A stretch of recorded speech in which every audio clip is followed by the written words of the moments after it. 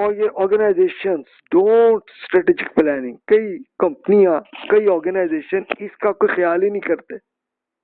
करते तो ऐसे बहुत कम है, लेकिन जो करते हैं तो इम्काना हरकतें हैं। इसका फायदा क्या होता है? टू एक्सपेंसिव, इसका नुकसान ज्यादा होता है, खर्चा ज्यादा होता है, वेस्ट ऑफ टाइम। अच्छा, वो इसलिए नहीं करना चाहते कि यार इन सोचने पे ज्यादा ही टाइम लगता है, ना करें। और खर्चा इस पे इसलिए उनको करना पड़ता है कि किसी कंसल्टेंट जो इसी ऑर्गेनाइजेशन को बेहतर करने के लिए जो काम करे, तो इस पे भी उसको फीस देनी पड़ेगी, इसलिए लोग नहीं करते। ये पाकिस्तान में बहुत सारी सेठ कंपनियां या फर्म्स वो नहीं करती इसलिए। अच्छा, खुद सोचने में जितना सोचा गया सोच लिया, बाकी मजीद टेक्निकल चीजों पे नहीं सोचते। लेजीनेस, खुद अपनी तरह से लेजी आदमी ऐसे होते हैं तो वो एहतियात ही नहीं करते। फायर फाइटिंग, अब फायर फाइटिंग ये असल में इसका हल है। अगर आपके ऑफिस में या घर में खुदा न खास्ता आग लग जाए, तो फायर फाइटिंग अगर अवेलेबल होगी तो चलो कम से कम आप आग को बचा सकते हैं ना, खत्म करने में। चलो जितना नुकसान उतना ही होगा कि जितना हिस्सा ही सिर्फ आग लगी, बाकी बच गई ना, ये फायदा। लेकिन लोग उसी पे इतना ही बस सोच के उससे ज्यादा नहीं सोचते। सोचें तो तब आप अपने खतरों को कम ऐसे करते हैं। कंटेंट विद सक्सेस, ताकि कामयाबी आप पहले ही अगर प्लानिंग करेंगे स्ट्रेटजी की, तो तभी आपका अच्छा रिजल्ट होगा। सेल्फ इंटरेस्ट, लोग जरूरत से ज्यादा लोगों पे एहतियात कर लेते हैं, लेकिन प्रैक्टिकली ये भी होता है कि वो साहब अभी तक तो 1 साल तक बड़ा जनाब आप पे एतमाद था, बाद में वो एतमाद खत्म हो गया, उनका मूड चेंज हो गया, उनका एटीट्यूड चेंज हो गया। हो सकता है वो चोरी करके चले गए, या फिर चोरी नहीं की लेकिन कोई और नुकसान कर बैठे, गलती से कर बैठे। सस्पिशियन, अच्छा, अगर सस्पिशियन यानी आपको एहतियात के तौर पर थोड़ा सा आपको तजस्सुस हो, तो तभी आप उसको स्ट्रेटेजी में कुछ सोचना शुरू करते हैं, वरना नहीं करते। फियर ऑफ फेलियर, लोगों को ये भी सोचते हैं कई कंपनियों के डायरेक्टर्स के, यार ये फियर, ये हमने स्ट्रेटेजी की तो कहीं नुकसान ना हो जाए, तो हम पे इल्जाम आ जाएगा, लोग इसलिए भी नहीं करते। फियर ऑफ द अननोन, खुद नहीं पता होता मुस्तकबिल में क्या होगा, छोड़ो यार जब होगा देखा जाएगा, अभी छोड़ो। फिर प्रीवियस बैड एक्सपीरियंस, खुद किसी का कोई पहले से ही कोई स्ट्रेटेजी उन्होंने बनाई, नुकसान तो हो गया, उनकी स्ट्रेटेजी सही नहीं हुई, तो वो इसलिए कहते हैं अब तो यार फ्यूचर में सोचना ही नहीं। तो ये सब बेवकूफियां की वजह मैंने अर्ज की। तो व्हाट आर द रिजल्ट्स, होता यही है कि minimize internal control over the decision and resources, कि इसका नतीजा ये होता है कि अच्छा कंट्रोल नहीं होता। ये वही जैसे चोरी की एग्जांपल मैंने की थी कि अगर आपका लॉकर भी है, लॉकर नहीं लिया, दरवाजा सही तरह बंद नहीं किया, खिड़कियां खुली हैं, आप घर से निकले तो आप भूल भी गए सबको, तो फिर क्या होगा? अगर चोर आ गया तो वो आ गया, फिर ले गया जो भी ले गया, फिर कुछ भी नहीं हो सकता ना। तो ये जनाब, अगर कंट्रोल अच्छा हो तो फिर आप कम से कम इस नुकसान से बच सकते हैं।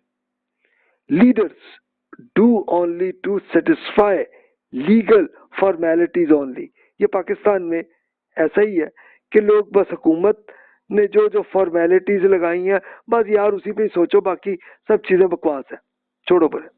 तो ये सेठ कंपनियों में अमूमन ये चलता है। Moving quickly from mission and strategy formalities without conducting assessment, लोग असल में खुद तज्जिया नहीं करना चाह रहे होते, इसलिए फिर उसका रिजल्ट होता है कि खुद ही नुकसान, जब नुकसान आ जाए, नुकसान हो जाए, तब उसके बाद सोचते हैं यार अब आइंदा करेंगे। एक वो बड़ा दिलचस्प लतीफा है, वो आपसे शेयर करता हूँ कि एक साहब, उनमें सोचने की शौक नहीं था, ना तजिए का था। तो एक बार वो मोटरसाइकिल पे जा रहे थे, तो जाते जाते उनको 2 ट्रक नजर आए। इन्होंने यही सोचा कि ठीक है भाई, मैं तो आसानी से बीच में से क्रॉस करके जा सकता हूँ। तो जनाब बस इतना ही सोचा और बड़ी तेजी से गए। लेकिन हुआ क्या कि बीच में एक्सीडेंट हुआ। अब जब वो हॉस्पिटल लोग ले गए उनको, हो गया मामला। जब वो शऊर में आए तो उनसे पूछा, भाई ये हुआ क्या, मामला क्या हुआ, कैसा? कहते यार हुआ यही कि ये मैंने तो 2 ट्रक समझे थे, दोनों के अंदर से गुजरने की मैंने सोचा था, वो चला रहा था, लेकिन ये नहीं मुझे पता था कि दोनों ट्रकों के बीच में एक डंडा बीच में रखा हुआ था, वो मेरे सर पे लगा और मैं गिरा। लेकिन हकीकत में ऐसा नहीं था, बल्कि प्रैक्टिकली हुआ यही था कि वो 2 ट्रक नहीं थे, वो एक ही ट्रक था, लेकिन उनको गलती से 2 ट्रक नजर आए थे, तो इसलिए दोनों पे माथा मार के तो वो गिर गए। तो बात ये है इतनी। तो लोग यही करते हैं हरकतें, नुकसान तो रहता ही होता है। अच्छा होने के बाद भी इन साहब की असेसमेंट अच्छी नहीं हुई, यानी पहले ही सही अगर तजिया कर लेते तो चलो नुकसान होता भी तो कम होता। Failing to communicate to the team, अपनी टीम को सही तरह से बता नहीं सकते पूरी चीज, तो तभी नुकसान होते हैं। कॉन्फ्लिक्ट विथ फॉरवर्ड प्लान, कि अब आप फॉरवर्ड प्लान कि जो प्लान आप फॉर्मल कि जो लिखा हुआ है उसके भी उल्टे मामला चल जाते हैं।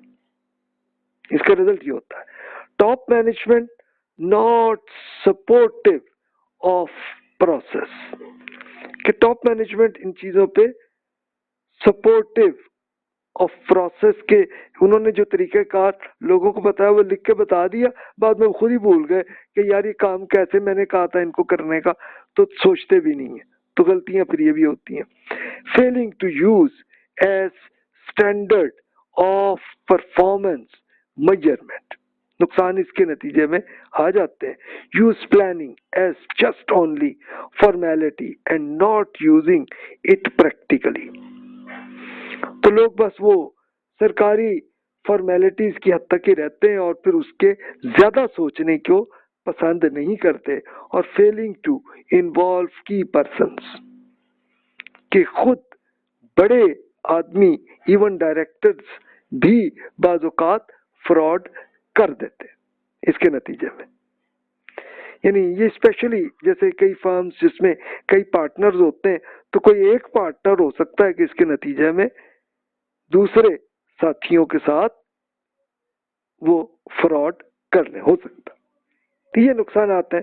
तो इसलिए स्ट्रेटेजिक प्लानिंग अच्छे तरीके से हो, इस पे चेक भी करते जाएं, अमल भी करते जाएं, तो फिर नुकसान नहीं होते, और हो भी जाए तो बहुत मामूली होते कि जो आपके लिए काबिले बर्दाश्त होते।